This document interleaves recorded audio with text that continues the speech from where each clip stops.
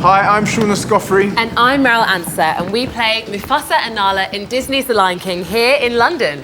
Now today is World Theatre Day, and we are so excited to give you sneak peek behind the scenes access as to what happens here at the Lyceum Theatre.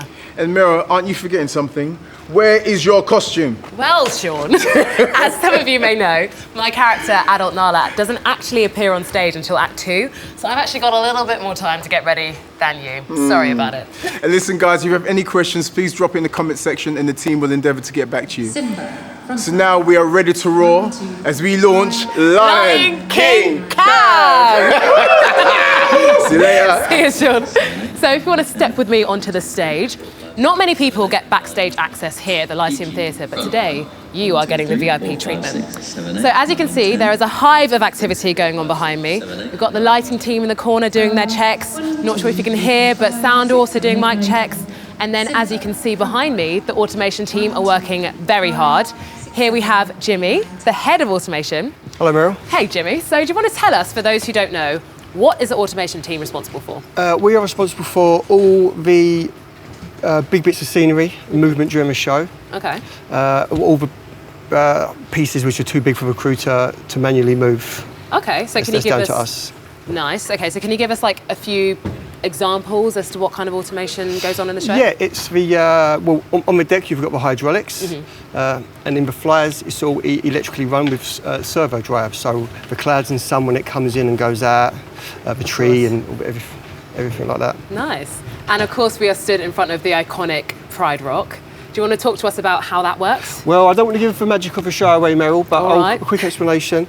Inside we've got a double scissor lift, and there's steel cables going all the way around, which pulls it up and down with piston rams and hydraulics. Oh, cool. And, Can we maybe get a bit of a sneak peek as to how it works? Of course, yeah. I'm going to take the rock down. Get a look at this. So actually, fun fact, Mufasa and Sarabi actually start at the bottom of the stairs. And so once they got the all clear, once this panel had moved out the way, they then make their way up the stairs to stand at the top of Pride Rock for the start of the show. So while we've been down here on stage, Shaun has dashed upstairs. So Shaun, have you made it there yet? I made it. Man, those stairs, man. Anyway, as you can tell, we're at the top of the theatre. This is the top floor. We have the wardrobe department over there. We have masks and puppets there, and we have the makeup department. So what we're going to do, we're going to leave the wardrobe department for now, and we're going to go into the makeup department, and we're going to talk to head of makeup, Sarah. So come follow me. Right. Hey guys, what's happening? Hey, Shaun. I've come to bug you. It's okay. How's it all going? Yeah, all good, thank you. Yeah, all good. George, what's happening? You're right, mate. You all right, Tenji? You all right? Right, Sarah, how are you, my darling? Yeah, I'm very well, thank you. Very well, yeah. Yeah, listen, I've just come to ask you some questions about the makeup and, you know, and how long you've been here and just, yeah, so let's fire away. How long have you been here? I've been here for a very, very long time. Yeah. I mean, we're coming up to our 25th anniversary at the moment, which in itself is quite incredible. And, you know, the makeups have evolved over all those years. Of course, yeah. You know, they started off with the original designs, and although they haven't really changed completely, you know, because new products come into the market, and you want things to keep, you know, looking fresh and interesting. There's been little tweaks here and there all the time. You know, so it's still completely relative and vibrant and lovely looking today as it was when we opened 25 years ago. It's absolutely beautiful, it really is. So obviously, because the show's been going for the show, it evolves over time, it keeps going, it's vibrant, it's alive, it's breathing. Yeah. That's wonderful. And so, you know, like I said, I'm looking at the makeup, I'm looking at George, he looks half asleep, but I think that's just his normal state. That's I'm literally going to kill you. And he will do. So tell me, so how long does it take the average makeup to do, on a nightly basis? We probably have about 35 to 40 minutes to do each makeup, so I'm not really whether sure people think that's a long time or a short time. Right. The makeup artists, because they do makeups all the time, and it's a live theatre, have to be fairly quick at what they do. Of course. But we do, during the hour call, have that luxury of actually spending that amount of time on the makeups, because ultimately you want to be proud of what you're doing, you want to enjoy what you're doing, and you want it to look perfect. And I think I'm probably quite right in saying that Lion King is probably the only show in the West End with this pure volume of makeup. And that's, an extraordinary makeup that show loads of different techniques, whether it's like contouring, highlighting, blending, your sort of makeup, nice, very strong, clean lines, and very vibrant colours as well. So yeah. And what I love is that each character is all very unique and very unique to each character as well. Yeah. And and the thing is, Sarah, like I said, I'm here every day. Do you know what I mean? I'm sitting in the chair every day, and like I said, it's testament to the skill that you guys have. I know you guys are absolutely wonderful. Thank you. But just looking, and the vibrancy and the intricacies, it's fascinating. Just. Yeah. From a different angle, Yeah, it's absolutely. great. So, so obviously we have Tenjiwei here. She plays Rafiki. Could you tell us a little bit about her makeup and the character that she plays and where it came from? Yeah. Now, Tenji's makeup, Rafiki, is based on the mandrill monkey, and the mandrill monkey has very strong yellow, red, and blue markings on its face. Yeah. And Tenji, she has this incredibly ornate costume. There's loads of it going on, lots of different things happening, big hat and everything. So she needed to have a makeup that's very, very striking, very, very visual. Yeah. So we took the colours, the designer took the colours from the mandrill monkey and created this design. And you can probably see that we do some very sharp lines up the side, and it's all very clean and everything. And these angled lines that you see here, what it does is it sort of draws the face forward, so she's very, very present on stage, which she has to be, because when that curtain goes up and that light goes on, it's Tenji on her own as Rafiki, and it's bang, the music starts, and we're she smashes off. it every night as well. Absolutely, Looks amazing. Looks absolutely gorgeous amazing. makeup. Yeah, Sarah, thank you. No thank problem. you guys. George, Tenji. I will see you guys later. Love yous. All right, I'll see you later. Right. Okay. So what we're going to go into the mask and puppet department, and I'm going to bug Joe, and I think I bug him literally every day, to be honest with you. But Joseph, where are you, sir? Is that Shaun? Yes, it is. See, I told you. How are you, mate? I'm good, man. You all right? Listen, I've just come to ask some questions about the department and sure. the puppets and everything else. And I'm looking at it, I'm thinking, you know what? This is absolutely amazing. And I remember when I first started, I don't remember a show uniquely anything like this. Yeah, You know what I mean? absolutely. I mean, it's, the use of puppets in this show is groundbreaking. Yeah. Puppets have been used in theatre for like more than 100 years before we opened, but nothing on this scale. And it was really groundbreaking. I mean, and it's definitely set the standard since. There's been so many big scale puppet shows globally since, so it's something to be proud of, I think. So, of course. And how long have you been here? So I started shortly after the 5th anniversary, and now we're approaching the 25th, so I guess I'm kind of to 20 years. Yeah. So you're like, what? 16 years. Right, yeah. The thing is as well, even just, talking to Sarah and talking to yourself, I love the passion that you have for the show still. It's something that, it's contagious, and it's a beautiful thing. And the thing is, even, working here and being here, I feel that amongst the cast and crew and, the departments alike. Yeah. So tell me, you're maintaining the puppets and whatever. How many puppets are in the actual performance? So in the actual show is 232 are used. 232. Yeah, so in the performance, but I mean that's just in the performance. Obviously, if you look around you, we've got so many spares and extras of everything. And we need those spares because it's like if something was to break, we need to be able to replace it quite quickly. And 232. Yeah, it's a lot, isn't it? Gosh, it is. And so tell me, so for the team on a day-to-day basis, what is the normal kind of runnings, and what do you guys have to do? Well, so all of those puppets are doing 8 shows a week, Yeah. right? So I mean, there's natural wear and tear is going to happen to them. So the show would come down about 10:30 in an evening. But the following morning, we'd come in at 9:30, and we'd go through and we check all of those masks and puppets, make sure everything's working and looks good. So we'd do any kind of repairs or maintenance needs to happen off the back of that. we all have ongoing side projects Right. amongst that. So we do like bigger refurbishment jobs, repaints, and like, you know, different things that need refurbishment. Yeah. And then we'll also be facilitating any rehearsals, fittings need to happen. But then in the lead up to the show, we will do our preset. Yeah.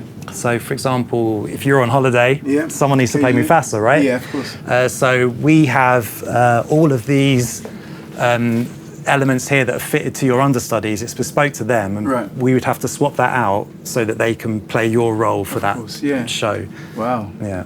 Wow, and just looking at the Mufasa mask again, I mean, the intricacy. It's absolutely beautiful. I mean, it's only now and again I take time to actually look at the mask and to see what you guys do. Could you tell me just a little bit about the mask and what's kind of got into it? Yeah, sure. So, I mean, it's made out of carbon fiber, so it's really, really hard, but also really light. But the whole show, the aesthetic, it's all about natural materials. Yeah. So we paint it to give it a wood finish, which is essentially it's done with layers and layers of washes of paint to bring up the translucent kind of wood effect. Yeah. And then the mane itself is, so each individual prong here that holds each strand of hair is made out of gelaton wood that's whittled down and carved into shape.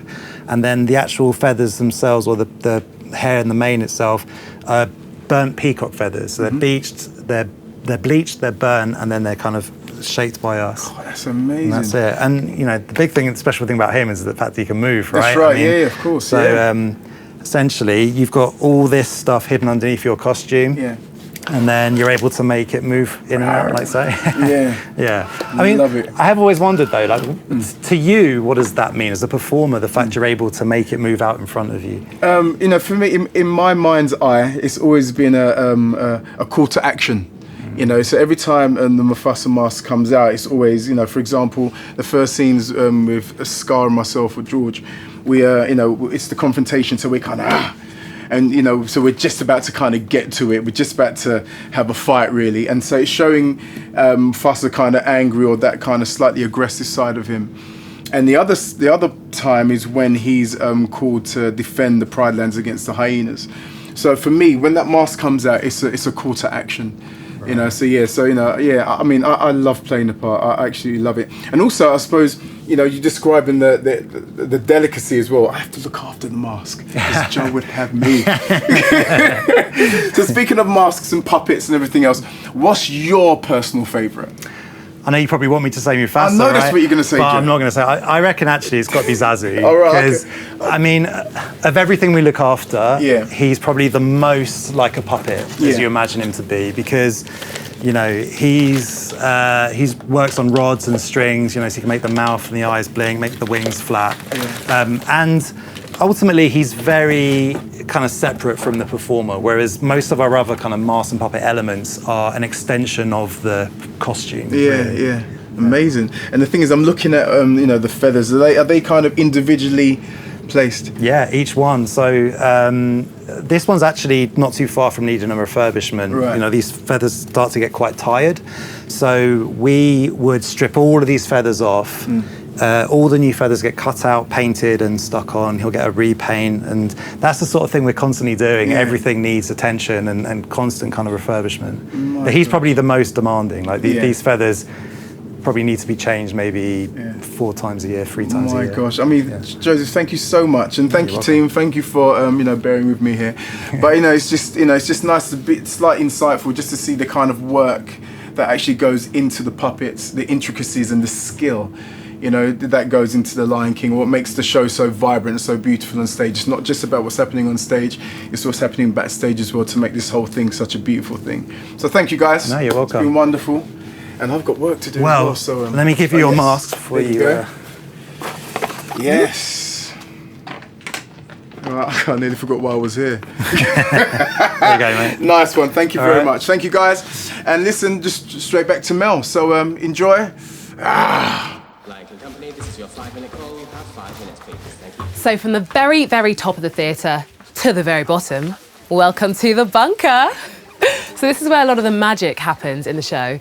and we are directly below the stage, and it's also where a lot of our fabulous ensemble members get their quick changes done in between the scenes. Now, this is where the majority of the costumes are held during the show, and I think there are something like 200 individual pieces of costumes used, which our fabulous head of wardrobe, Ben, over here, is in charge of making sure are in tip-top condition before each performance. Yep. So, hi, Ben. Hi. Not that I'm biased, but I think the lioness costumes are some of my favourite in the show. Can you tell us a little bit about them? Sure. There are 22 in the show. Each of them is completely individual and unique to the actor. They're all hand-beaded. Yes. And they take roughly between 3 to 6 weeks to make from scratch. Wow, that's incredible. And I mean, as we've just seen, there are so many different, wildly different costumes. Does that pose a bit of a challenge in terms of making sure that the upkeep is going well and the different skills used to do that? Well, the beauty of them all being so different is that no 2 days are the same. Yeah. And thankfully, we have a very varied skill set within the department. And on the day-to-day, we do a lot of beading, painting, steaming, and lots of laundry. It's very busy up there, I've been. Yeah. So the team is pretty massive. It is. Can you tell me what each person does? Well, in total, there are 24 of us, starting from dressers who preset for the show, and they look after the cast and then do all their quick changes. Then we have the swings who can jump in to help at any time if people are on holiday or off. Then we have the assistants who are in during the day, maintaining all the costumes. And then myself and Emma, who oversee everything and make sure everything looks in tip-top shape. Which it does every night. Thanks. Thanks to you. Thank you. All right, thank you so much for chatting with us, Ben. We'll see you soon. So it's now time for us to leave the bunker. Hello, beautiful, looking great. So we're now going to head up and join Shaun up in the wings. Thanks, Merryl. It takes 150 people to put on every performance here at the Lion King. We've just given you a little glimpse of what happens here at the Lyceum Theatre. We've loved being your guides, but guess what, guys? I've got to go because the show's about to start. Merryl, I love you. Break a leg. Right, Shaun really does have to go because Danny, our stage manager, has just been given front of house clearance for the start of the show. But before we go, I want to share one final thing because no matter how many times we hear it, the start of the show is truly magical. Thank you so much for joining us on this backstage tour, and we hope to see you at the theatre very soon. But for now, this is Disney's The Lion King.